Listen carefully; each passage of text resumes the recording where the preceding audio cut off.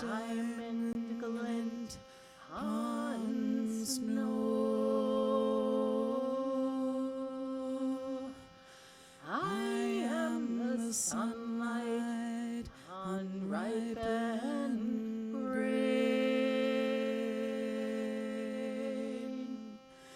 I am the gentle autumn's rain.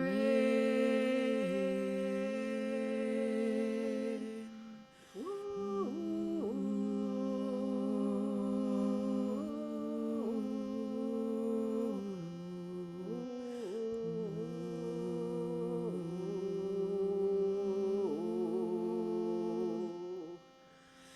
When you awaken in the morning's hush,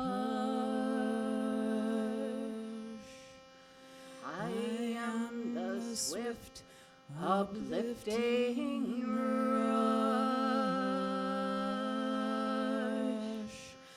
of quiet birds in circled flight. I am the soft stars that shine at night.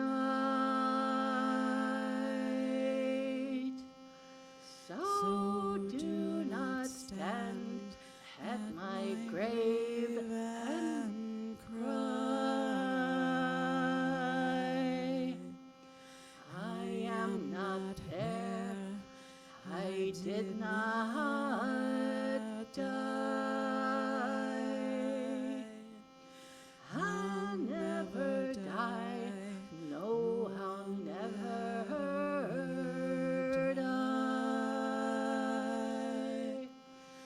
I'll never die, no, I'll never die.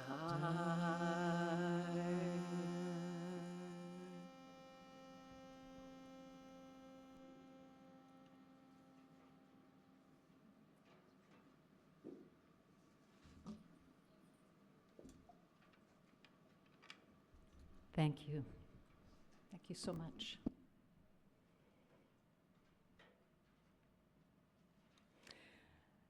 Welcome. I'm Reverend Karen Brammer. And whether you're visiting for the first time or you've been here many times, you're welcome. Whoever you are, whomever you love, you're welcome here. And we are inviting you to bring your whole selves. Our doubts as well as our convictions, the pain and the joy that each of us has known, our longing for connection and understanding, every part of you is welcome here.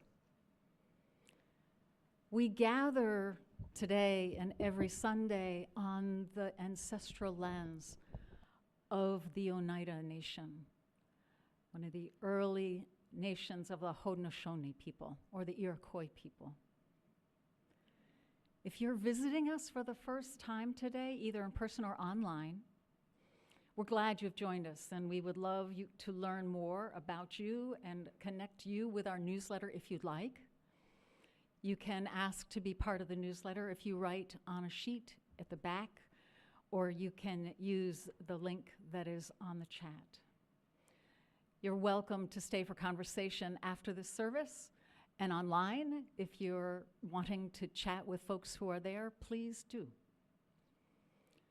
So there's an announcement today that I'm so happy to give, which is that Tammy Tenerowitz is going to lead a group of people planting amaryllis bulbs in pots so that those who have the amaryllis can watch and wonder as those amaryllis grow over the winter.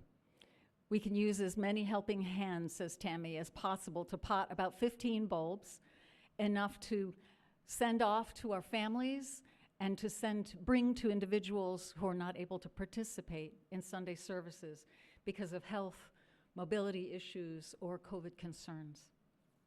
Are there other announcements that I'm not aware of that need to be made right now? I've got a quick one. Sure, Paul. I'm Paul. I was You might need to use the microphone so people can hear you online.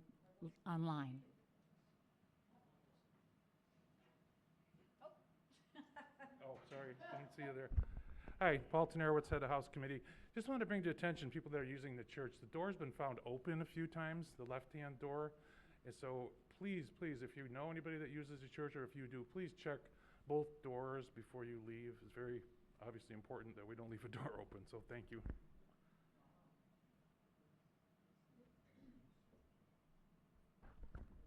Anything else? Okay. So at this point, let us open our hearts and our minds and use our hands to receive or to offer or to play. Let's be here for the experience of community and the wisdom of love. So I'll invite, I forgot to ask, but I wonder if you would like to come forward and light the chalice since you helped light. Yes, please, come on up. For the chalice lighting, I would like to tell you about some research, and you can go right ahead. Reported by Matthew Scher in the Smithsonian Magazine. The research followed emotional content on social media. It revealed that anger and disgust are shared very rapidly and broadly. But, and I quote, the one emotion that outpaced anger in Berger's study was awe. The feelings of wonder and excitement that come from encountering great beauty or knowledge. Awe gets our hearts racing and our blood pumping, Berger says. This increases our desire for emotional connection and drives us to share with one another. We light the chalice of our faith, which brings us into the presence of shared connection and wonder, in the presence of celebration of this amazing life. We begin with a hymn, number 53, by a Unitarian minister, Frederick Hosmer. It's called The Unfrequented Road, which drew me to it because of Robert Frost's poem by the similar name. And one of the readers of this said to me, why is such old English used? There is, in the second line, I filch the fruit of no one's toil. That refers to stealing, taking the fruit of no one's toil. And so please rise in body or spirit as you're able.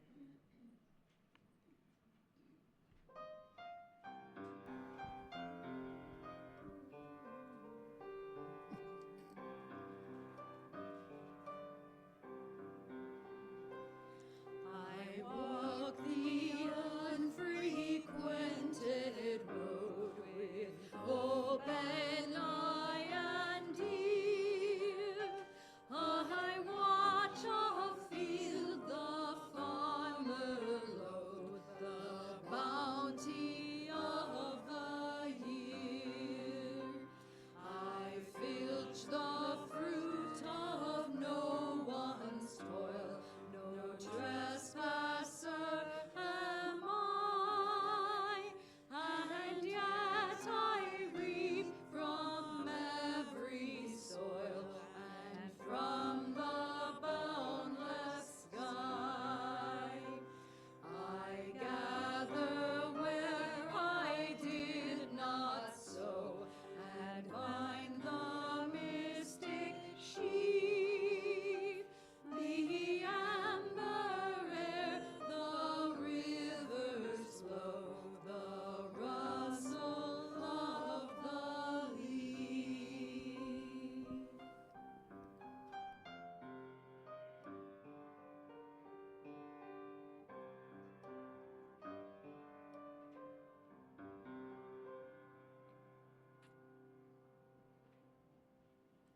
Please have a seat. Isn't it wonderful to have hymn leaders who help us feel confident and just go for it? Thank you, hymn leaders. One of my favorite Unitarian Universalist poets and ministers is Reverend Victoria Safford. And this is part of her poem called What Song?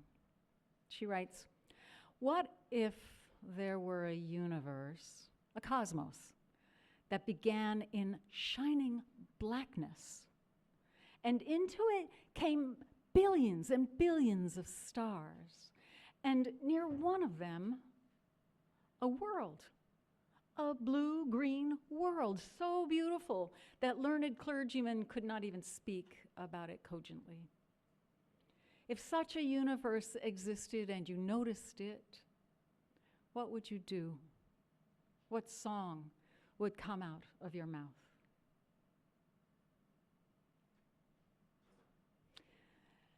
And I'd like to share a story that I first heard when I was about 11 years old. Some of you may know the story Frederick. It was written by Leo Leone in 1967, and the image of Frederick, the mouse, lying on a warm rock wall, in a field, in a farmer's field. This mouse was lying on the warm rock wall that his family lived in. Winter was coming, and while his family scurried around collecting things, Frederick was absorbing the warmth of the rock, watching the changing shapes of the clouds overhead, and smelling the yummy green grasses as his family scurried everywhere. They rushed around on their little legs to collect seeds, nuts, and all manner of things that they would need for the long, cold winter. They were not at all happy that he just lay there or lingered near a bright flower. But when they huddled together deep in their nest with cold wind howling outside their stone wall, a bit hungry as they were running low on food, Frederick began to remember. He began to tell them stories. He described how the bright sun made his whiskers feel warm, and how the sun-baked rock under his back was so cozy. It was lovely. He smiled and closed his eyes as he described the smells and the colors, the brilliant yellows and purples, and the prickly leaves of the autumn daisies and asters that tickled his nose when he got close to them. His family, huddled there in the cold, could practically smell those flowers as he described them. When they slept, they dreamed of the bright white clouds moving and playing overhead and the green grasses that would gently blow in the light breeze. And so Frederick gave the gift of wonder, the memory of beauty that helped his family get through the hardest part of the winter. And today, Tammy Tenerowitz is going to help us do that a little bit by planting amaryllis pots, so that when they're in our households, we'll be able to watch with wonder the bright red brilliance in the most bleak days of winter. Thank you, Tammy. This, by the way, happens after the service, and you are welcome to help. From Mary Oliver, let me keep company always with those who say, "Look, look," and laugh in astonishment and bow their heads.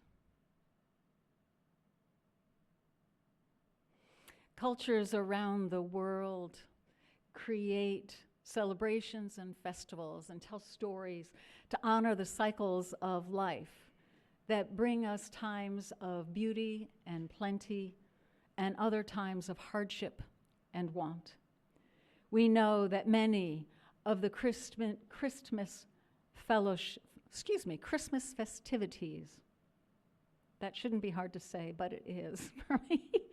Many of the Christmas festivities that we're familiar with are connected to earth-based and often Celtic or Druid ceremonies of light and dark, and they honor the cycles of life and right relationship with human community to those cycles. And it's no wonder that Christian leaders saw the wisdom of that and connecting the birth of Jesus to those rituals in that time of year.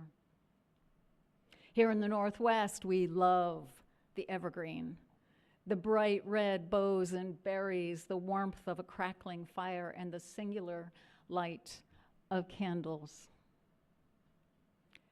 It's hard, if not impossible, to experience a sense of wonder if one is feeling indifferent, overwhelmed, or bored. If we're feeling detached or disinterested, it could be because we don't like what's in front of us, or we are protecting ourselves from having to figure something out, or protecting ourselves from feeling.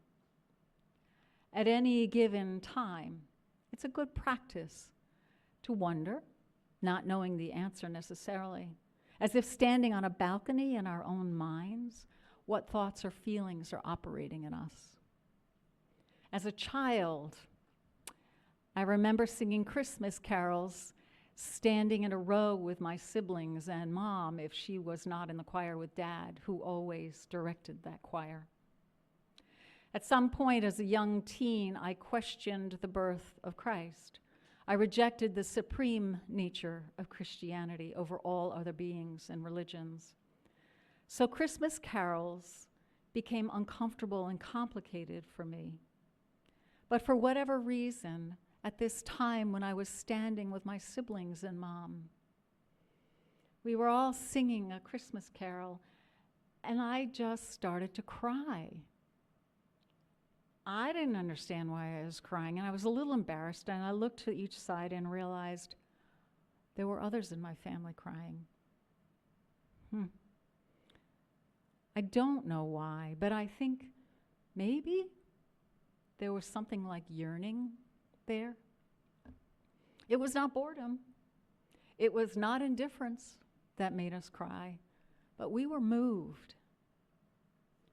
Many Unitarian Universalists honor the birth of Jesus, whether or not we experience Jesus as the Son of God or Savior of the world. Instead, many of us celebrate how the baby of a poor family brought stories of acceptance and love that challenged leaders 2,000 years ago to stop them from oppressing others for profit. Sounds familiar. These became stories and parables that would bring hope to communities around the world. Yes, stories that power brokers have used for their own benefit at the expense of too many. But stories that continue to inspire love and holy resistance to oppression and wrong as much today as the stories inspired millennia ago.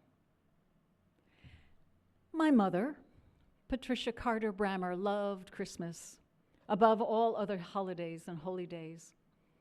We kids saw through her example that she interpreted the Christ stories as mandates to love and serve others, which she did until not long before she died. I watched her ordering supplies for the food pantry long after she could barely use a pencil to write. Today is Mom's birthday, and so I honor her and thank you for holding that honor. It was around this time 2 years ago that she told me she had a dream in which I was standing at her bedside, the way my sisters and I stood by her bedside in her last months. Mom told me that in her dream, she asked me a question while I was standing at her bedside in her dream, which was, "Karen, what do you want?" That was it. That was her dream, and that is what she was asking me. I was startled, and I said, "Well, that's a big question. I've got to think about it. And do you want to talk with me about it?" In answer, she turned her head away from me. End of conversation. It was my work to figure out. Thanks, Mom. I thought and I thought for days about her question. It was not until weeks after she died that my answer came to me. It came gently. But when I heard myself think it, it was as if a bell struck inside once. What I heard was, I want to love life. That is what I want, and that is my mission. I want to love life. The truth of that statement looms hugely in me, and I hope for the rest of my life, I will hear my own thought in the midst of difficulty. What I want is to love life right now. How do I love life in this? How do I remember to love life in the midst of environmental degradation, species extinction, violence, war, loss of loved ones, frustration, and anger? I am, it seems, just a microcosm of the utterly human need, the global need for stories and poems to remind us how to love life when times are hard, distracted, too busy, stories and moments when we feel connected to something much bigger than ourselves. In the days drained of color and light, we all need the robust, brilliant red amaryllis. A sense of awe and wonder can lift us and remind us of the cycles of life, the presence of beauty in the midst of distraction, boredom, or pain. It's not that the amaryllis or a hopeful story or a song can make pain go away. It's not that the mouse Frederick's stories of beauty will make his family less hungry. It is that we learn in the presence of beauty how to carry what is difficult. Again, Victoria Safford, what if there were a universe, a cosmos that began in shining blackness? What if? And into it came billions and billions of stars, and near one of them a world, a blue-green world so beautiful that learned clergymen could not even speak about it cogently. And if such a universe existed and you noticed it, what would you do? What song would come out of your mouth? Each of us has a choice each day to decide what song comes out of our mouths. And I would be lying if I said I sing thanks to the universe every day or all day. And I do not expect anyone to be able to. Every one of us has experienced loss of loved ones, loss of jobs, loss of love, loss of health, loss of hope.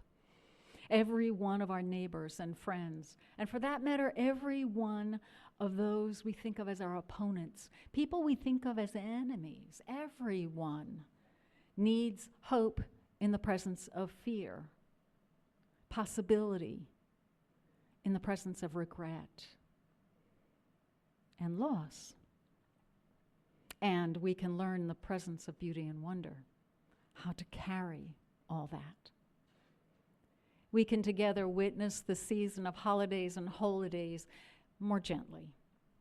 We can hold the truth of pain in one careful arm and the truth and the beauty in the other arm. It stretches our minds and hearts. Often it is not easy to do. And in my experience, holding beauty and pain at the same time can actually be impossible to do by myself. It is very hard to do alone in hard times.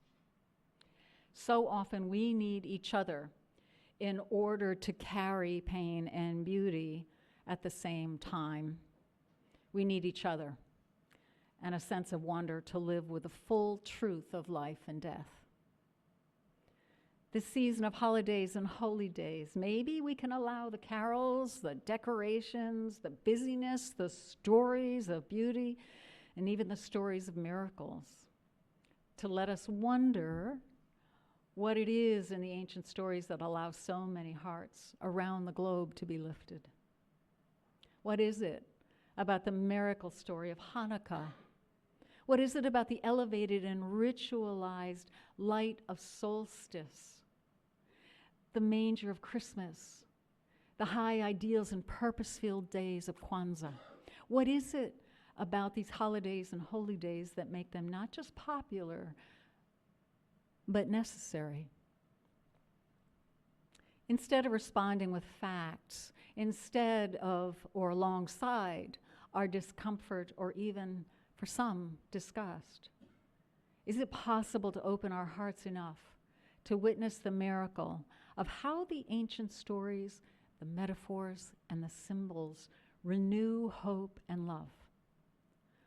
I've learned that it is possible to wonder, not in innocence as much as in amazement, at the human capacity to experience awe in the midst of all the rest of the truth of life.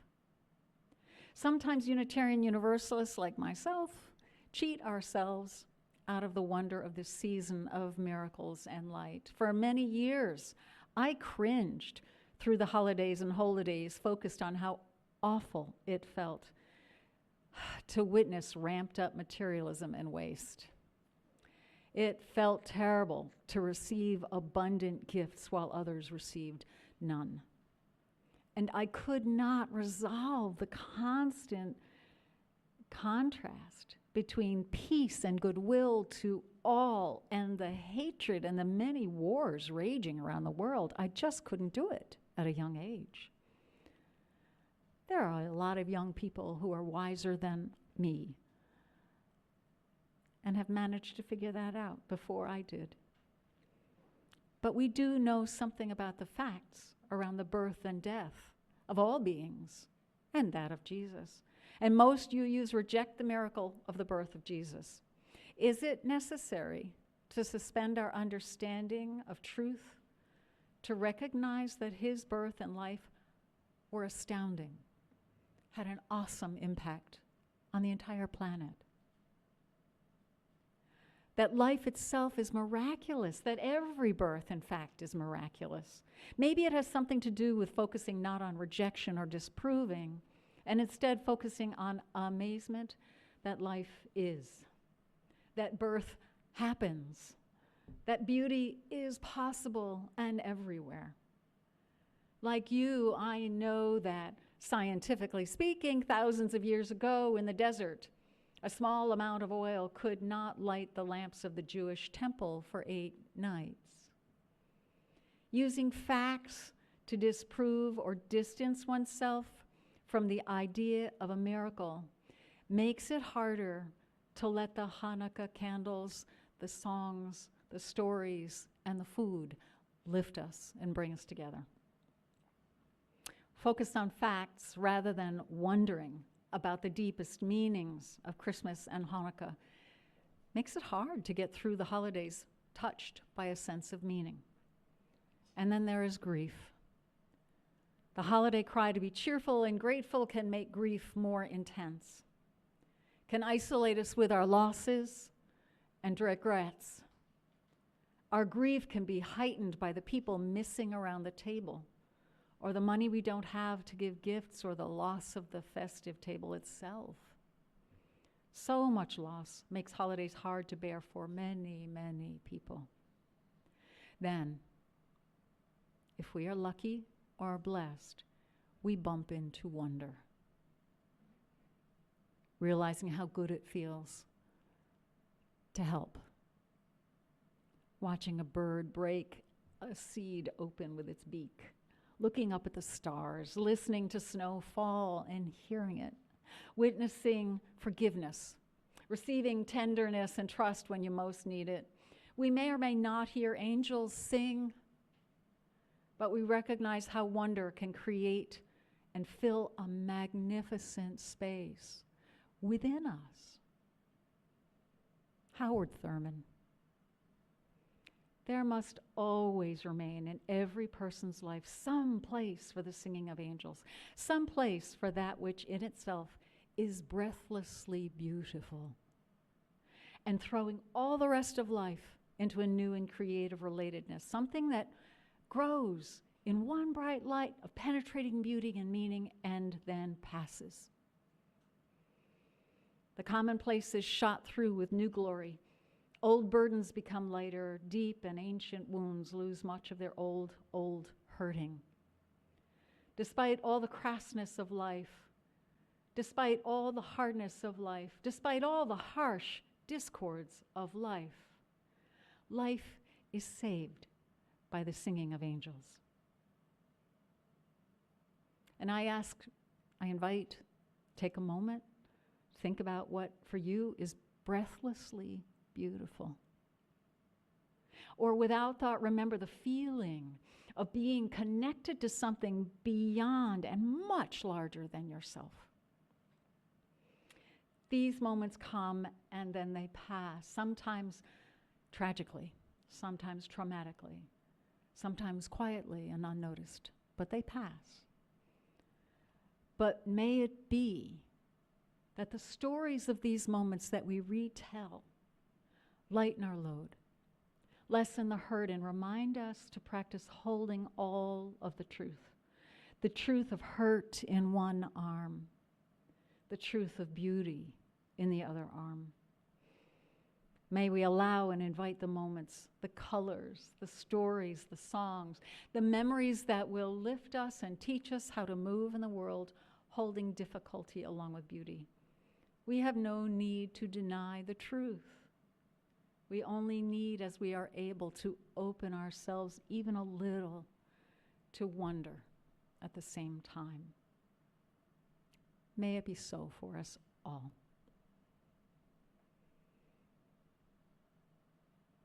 The hymn, Blue Boat Home, is currently one of the most favorite among Unitarian Universalists. It's on 1064 in that blue book.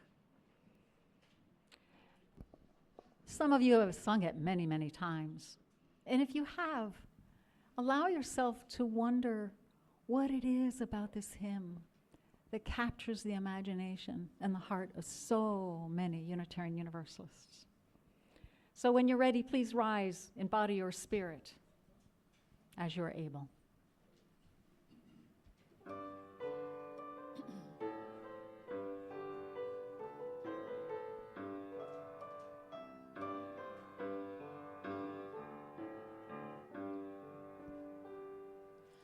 Low below me I feel no motion, standing on these mountains and plains, far away from the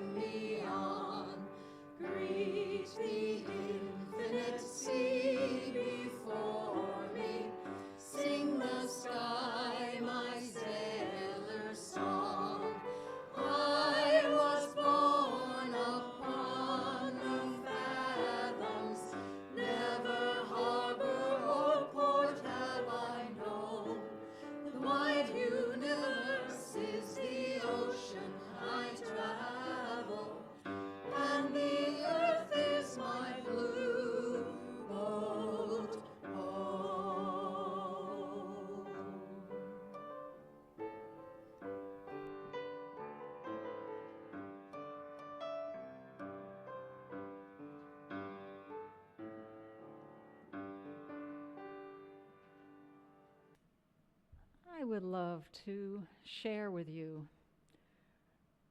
a reading by Reverend Joan Javier Duval. So in whatever way you like to sit, to feel comfortable, open, staring out the window, opening your hands, whatever feels right. Reverend Joan writes this. Spirit of life, mother of all, mystery beyond our understanding, here we are, living, breathing creatures with minds that wonder and hearts that feel awe. We face questions that we know we can't answer, and tragedies we know can't be explained. May we find patience in all that is unanswered, and peace in all that will never be explained. Here we are, living, breathing creatures with open minds and tender hearts. May we hold ourselves with gentleness, with all that brings us worry and all that makes our hearts break. May the living, breathing creatures that we are feel the breath of life moving in us and through all beings and all things, bringing us into greater union with the mysterious universe of which we are a part. May it be so.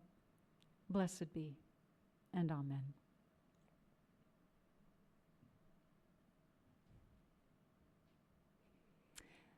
The ushers will come around with a basket for those who would like to make a donation.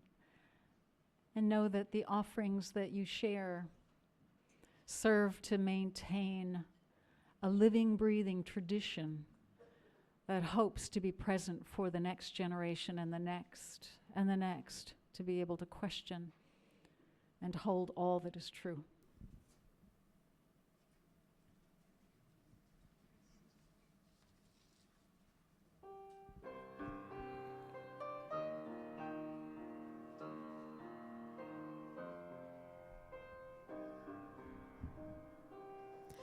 I wonder as I wander out under the sky, how Jesus the Savior did come for to die, for poor ornery people like you and like I. I wonder as I wonder out under the sky. When Mary birthed Jesus, 'twas in a cow stall, with wise men and farmers and shepherds and all. But high from God's heavens a star's light did fall, and the promise of the ages it did then recall.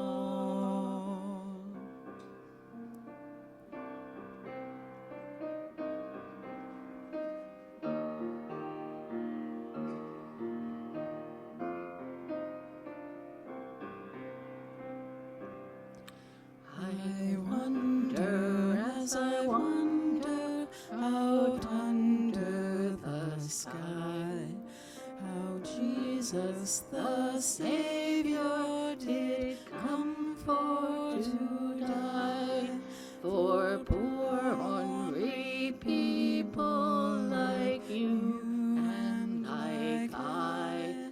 I wonder as I wonder out under the sky.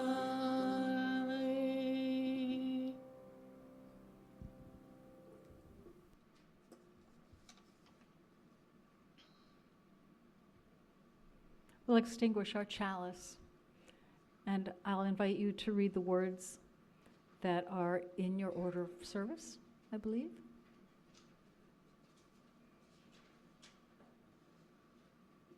We extinguish this flame, but not the light of truth. The warmth of community or the fire of commitment. These we carry in our hearts until we meet again. Again, Howard Thurman, despite all the crassness of life, despite the hardness of life, despite all the harsh discords of life, life is saved by the singing of angels. And may we learn in the presence of beauty, in moments of awe and wonder that come and they go, how to carry what is difficult. May we allow ourselves to love this life in all its truth. May it be so. Blessed be.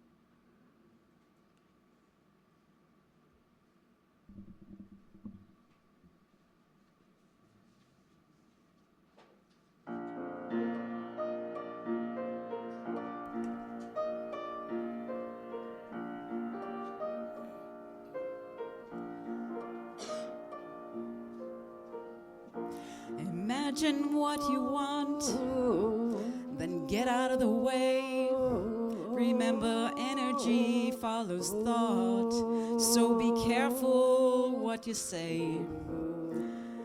Be careful what you ask for. Make sure it's really what you want, because your mind is made for thinking, and energy follows thought.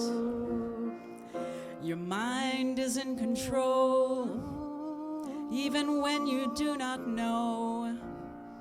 And if you let it idle, ain't no telling where it'll go. Wherever you are sleeping, and your dreams take you away, go on with your dreaming, and listen to what they say. And if you hear spirits talking, their wisdom can't be bought. Apply it to your thinking, and energy follows thought.